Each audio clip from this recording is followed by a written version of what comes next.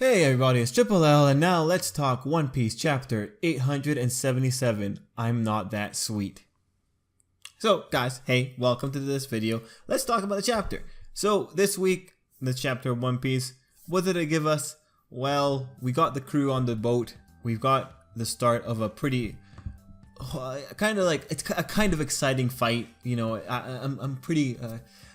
Truthfully, I'm pretty excited for it. I kind of want to see. I hope that it'll last like maybe half a chapter. Truthfully, like I really want to get out of this area, so I don't need the fight to go on for too long. Like we've gotten a little bit of it already in this chapter. I could do without it, but yeah, we get the start of a fight and we get a pretty explosive ending. Overall, we did progress a little bit. We are now heading off into sea, and once the Sunny has gotten a good kilometer on Big Mom thanks to the cooler burst, I'll be pretty happy. But yeah, this chapter. It's still a pretty hectic chapter overall, but because of that, there's a few moments that are worth mentioning. So yeah, you know what? Let's just get into the chapter. So we begin off the chapter with Brook and Chopper pretty much neutralized. You know, I'm not really a fan when like these things happen off screen, that we just skip away from them for a while, or like skip away from them in one chapter or between chapters, then we come back and they're already neutralized. This has been how Oda has been doing things pretty often though, or I think especially post time skip. So at this point we're used to it.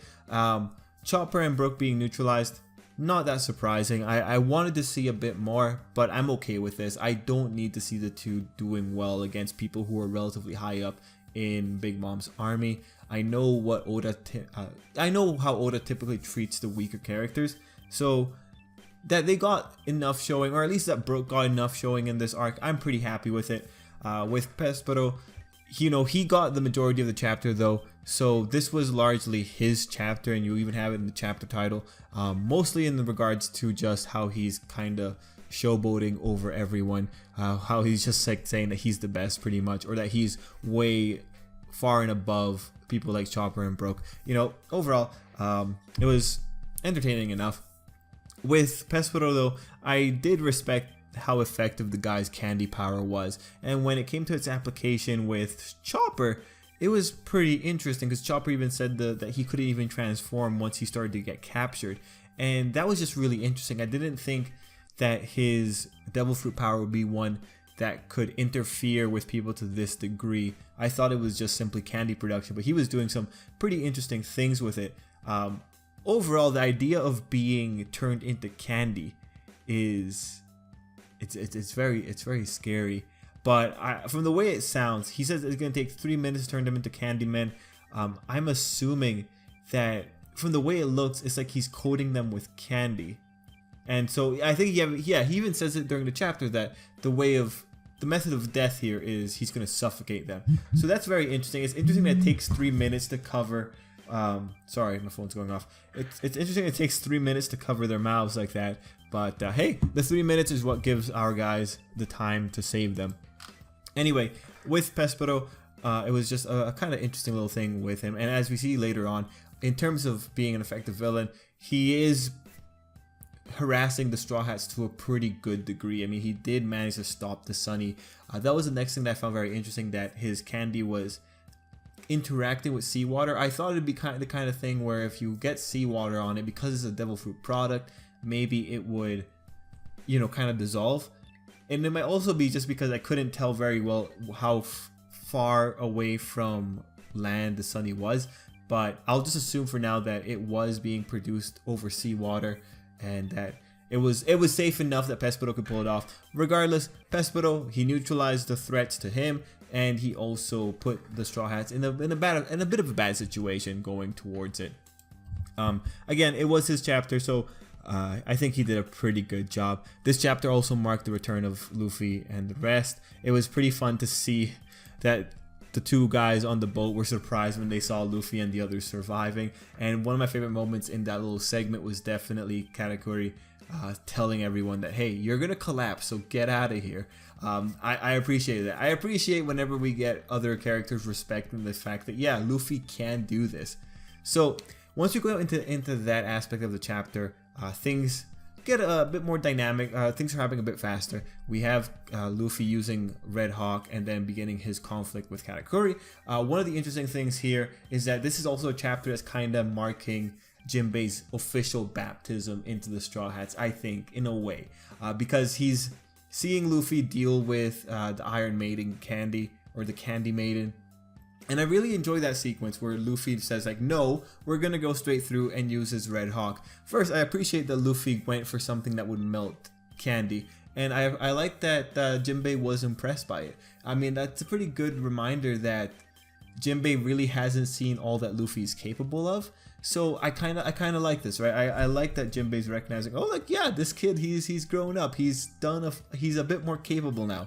It's ultimately pretty cool. And another thing that makes the whole baptism thing is that you have Jinbei finding out about the coup de burst from Nami, and Nami also going to load it up with the cola. I like it. I like that he's being inducted into the logic of the Straw Hats. It's these little moments that I really appreciate, and I'm glad that he was able to sneak them in for this chapter. Again, I think probably like one of my subtle favorite moments in this chapter is probably the whole thing with the Red Hawk and Jinbei just finding out about it. I like that Oda took the time to specifically make a panel where Jinbei was surprised by it. It's just, it's nice. It feels nice. It feels really nice. Overall though, Luffy versus Katakuri also begins in this chapter, and I found it really interesting how there was a similarity with the way they use their powers. Like, we know it's not the same power, but Katakuri is also using a stretchy type power. I mean, like, he's using mochi, right? And that's like a kind of sticky material. Ultimately, it was just really cool to see another character who has some form of stretching limbs going up against Luffy. It was pretty cool. So I'm pretty excited to see their conflict, but truthfully, he's not the type of person you want to have a long conflict with. I think we would be better off if Jinbei does control some water and just washes him off the boat. I think that's the easiest solution here. I'd rather him not be there when they're going to make the jump into hyperspace. Clearly, I'm joking. I just don't want him to be there when they're about to go off and fire the coup de burst. But if we get to see like a pretty awesome little conflict or skirmish between the two for a while, I'll be okay with that. But I hope it doesn't become anything where Katakuri being on that boat is gonna like really mess them up. Now, unfortunately, I keep wanting him to go into the water, but the odds that will happen, just because Katakuri is such a battle potential, would Oda actually allow something as simple as Jinbei washing him off the boat? Because Katakuri also, he can see the future like a few steps ahead, so it would take a lot of cooperation from the Straw Hats to be able to like get him into a position where he can't really stop Jinbei from washing him out. But if we get like a full-on Straw Hats cooperation type attack, I'd be really into that. If we get a cooperation attack even between Jinbei, Nami, and Luffy, and maybe Carrot, because Carrot hasn't done anything yet for this portion, I'd be okay with that. But Katakuri still being on the boat, it's going to be one of the more interesting little aspects. It'll be interesting to see how we deal with it in the future. So, you know, as we go through the chapter, a lot of talking, but we eventually get to Pedro's segment of the chapter.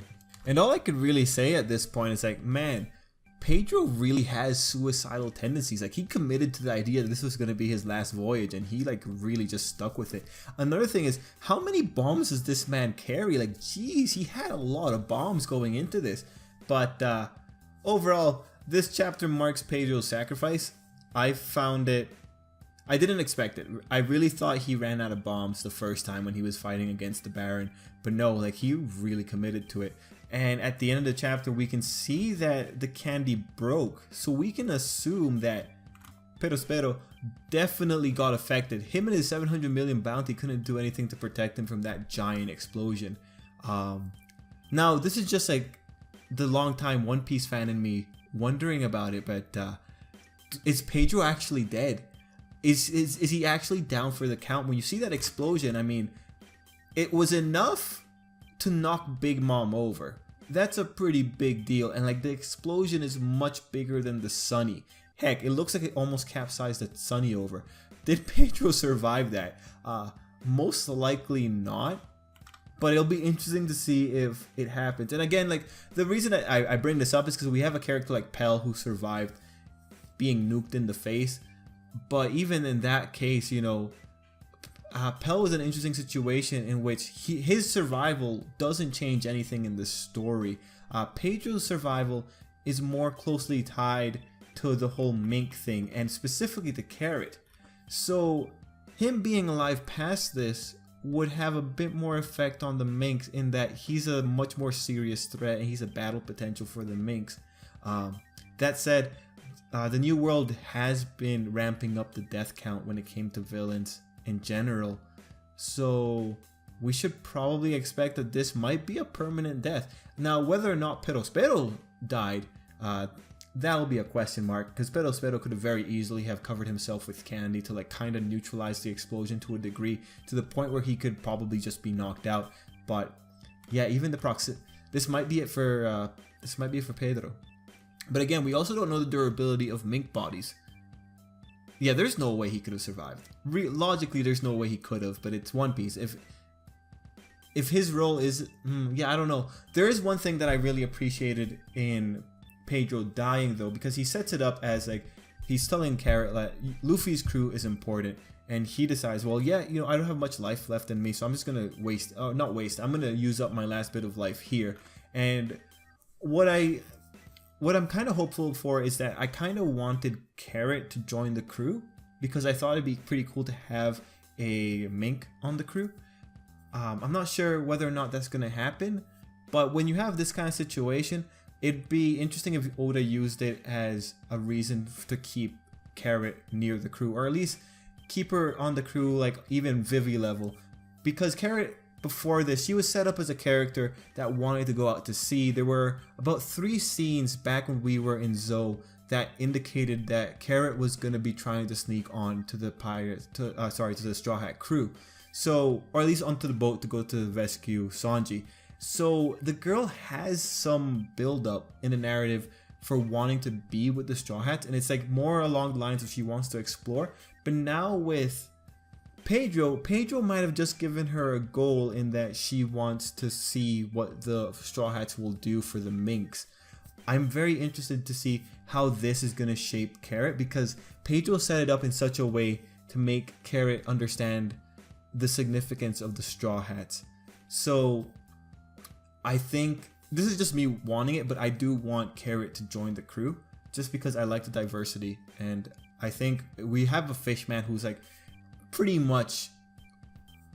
good chance that he's going to be joining the crew. It'd be cool if we have a representative from the mink race. But yeah, overall, that's pretty much it for me. Like, it's a strong chapter. Pedro, if he is down for the count, well, he did it in a pretty explosive way, and he ultimately, he really helped out. Like, he saved Chopper and Brook by doing what he did. So yeah, One Piece is on break next week, but guys, let me know what you thought down below, and let's leave it there until next time. Overall, thanks for watching, and yeah, have a great day.